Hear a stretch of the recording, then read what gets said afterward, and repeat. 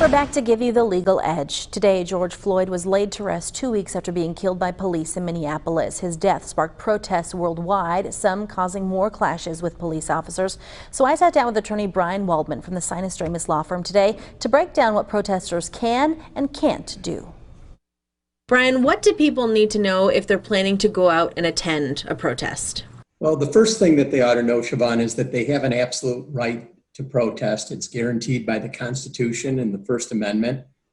And they also ought to know that their rights are going to be different whether they're in a public space or on private property. By public space, I mean a public street, a public park, a sidewalk, versus private property, where a private property owner has the right to place whatever restrictions they want for people on their property. Okay, but that doesn't mean that a large group can just walk down Michigan Avenue and block traffic and if they don't have a permit, right? That's right. People still need to follow the laws. So if there is a march, say, spontaneously going down the street and they're blocking traffic, the police have the right to redirect the protesters onto the sidewalk. Okay. What are the rules that apply to officers at a protest? Well, the first job of police officers at a protest is to protect the protesters and to protect the protesters' right to protest.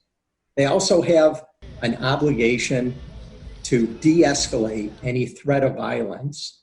And as a last resort, they can issue a disperse order. Now, if they issue an order to disperse, they have to make sure that there's a clear and present danger of a riot, interference with traffic, or some threat to public safety. And they have to give protesters notice of the disperse order and a reasonable opportunity to comply with it.